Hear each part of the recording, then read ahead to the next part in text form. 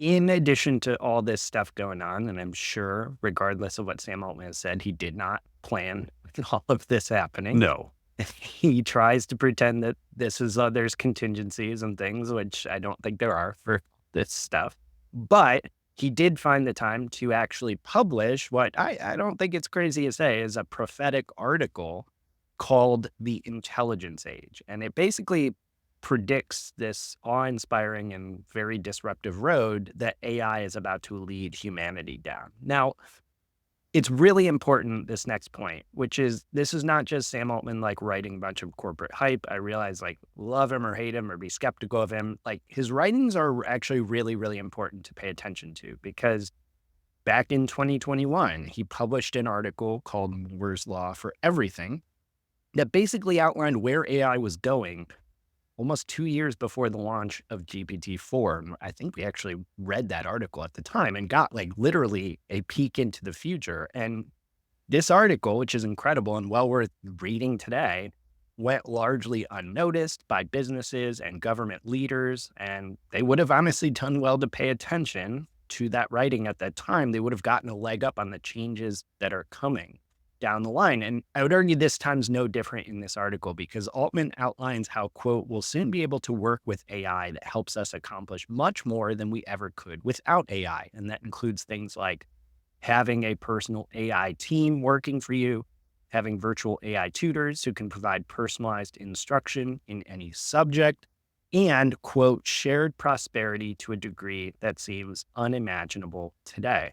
Now, Altman in this essay also predicts we will not just reach artificial general intelligence, AGI, soon, but we might also possibly have artificial superintelligence, ASI. This is when AI is smarter than the smartest humans at all cognitive tasks. He even goes so far as to say, quote, it is possible that we will have super intelligence in a few thousand days. And he put an exclamation mark in parentheses after that. It may take longer, but I'm confident we'll get there. So, Paul, I mean, I think it's interesting with the OpenAI chaos. Like, there was a tweet or a post on X, rather, we covered when there was the first round of people leaving, where Benjamin DeKraker, who's an AI dev at Grok actually right now, he had tweeted something to the effect of, if you were so convinced you were building AGI, why would you leave? And we've seen like with the drama, like there's some human elements on this rocky road, but really it's important to remember that that is the key mission here. That is what they're going for. Like we've talked a bit about like why we need to take Sam's writing on this stuff seriously. Like why is this article so important for us to pay attention to? Because he's been right before and people didn't listen. So this is how the week started, actually. This was the Monday thing. Right. So the OpenAI week starts with Sam posting this, and then they, voice, and then all the articles start flowing. But yeah, so like back in March 16, 2021 was when the Moore's Law for Everything article came out. I remember vividly, like I posted that on LinkedIn, and I could go back and find it. And my guess is there was like 1,000 impressions. Right. Which is not a lot. People weren't ready yet in 2021 to hear this stuff. They didn't care about AGI. Most people outside of AI in the technical world didn't know who Sam Altman was or care who Sam Altman was.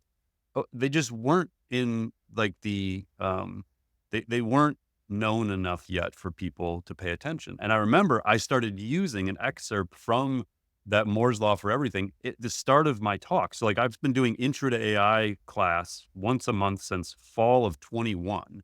And I use that excerpt every time. 42 times I've run that class now. And so, a lot of times when I do keynotes, I use an excerpt from that because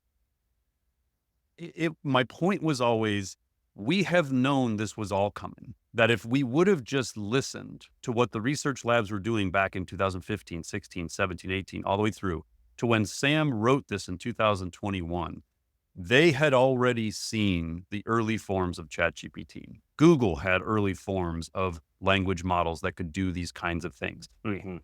We knew what they were working on. And so in the Moore's Law for Everything, so this is published 2 years before GPT-4 came out. Yep. It was 20 months before ChatGPT came out. And he said, the coming change will center around the most impressive of our capabilities, the phenomenal ability to think, create, understand, and reason.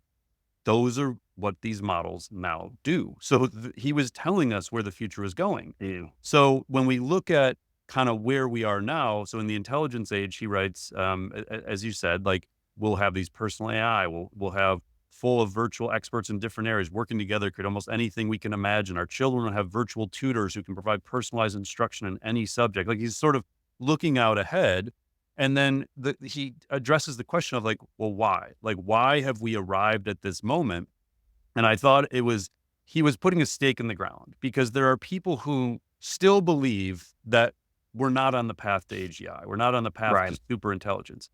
And so what he says is in 15 words, deep learning worked, got predictably better with scale, and we dedicated increasing resources to it. That's truly it. Humanity discovered an algorithm that could really, truly learn any distribution of data to a shocking degree of precision. The more compute and data available, the better it gets at helping people solve hard problems. I find that no matter how much time I spend thinking about this, I can never really internalize how consequential it is.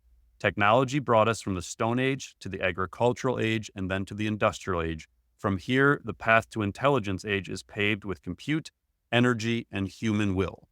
And so my point when I put this one up is like, I hope people are listening this time. Like, yes, there may be some hyperbole here, and maybe it doesn't happen in a few thousand days, the super intelligence thing, but like, who cares about the super intelligence thing? I'm still more like the road to the general intelligence thing, progression along that is enough to disrupt everything. Like, the super intelligence conversation is fine. Like, we can have that, but that is, it's so abstract to people. Like, we're still trying to wrap our heads around what 4.0 can do, more or less Right.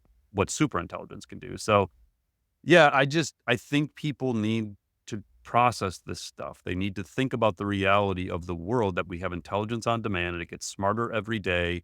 And we can reasonably predict 1 to 2 years out what these models are going to be capable of doing. And if we can look out ahead, then we need to be doing way more with educational systems, governments, the economy, businesses. Like we just have to accept that we're heading into a very different timeline. You and I have talked about this in one way or another quite often, but I really do want to emphasize to the audience, despite all the chaos and news and stuff to learn and keep up with, there's only, I would argue, like a few things you have to take really deeply seriously. Things like these predictions to get some of the way directionally correct on where we're going. Even if you put aside all the other noise, if you had only taken seriously the Moore's Law for Everything article, and now this, I think you'd still be quite far along in terms of preparedness, in terms of at least having a sense of the broad contours of the future. So I think that's like an underrated point. People think they always need to learn more or do more. It's like, no, take this seriously. Yeah, like back in our books when we published in summer of 2022, I mean, there's a section of the book that says what happens when AI can write like humans. Mhm. So the reason that I wrote that section was because I knew that was what was about to happen. I didn't know ChatGPT was coming out that fall, but we already seen early forms of GPT. Like we knew where the labs were going. And so, yeah, to your point, like if you look out ahead and you can make these assumptions about what AI is going to be capable of 1 to 2 years out, think about the head start you can get. Think about how many companies didn't do anything until ChatGPT came out, had no idea that like generative AI was even a thing until that moment. It had been a thing for years. Like we knew what they were building. So yeah, like being prepared, as Leopold would say, that situational awareness of like, be aware of what is happening right now and the stuff that we can reasonably predict will be true 1 to 2 years out. Anything beyond that, that's a fool's errand. But like 1 to 2 years out, we have a reasonable idea and we should start planning for that, not for the current capabilities. And I would just lastly add, don't assume it all has to be perfect and accurate for it to be disruptive. Like we've talked about before, even if we get 30% down the road that they're predicting, that is one of the biggest disruptions we will see in a long time. It just has to be good enough, not perfect, not super intelligent to have a huge effect.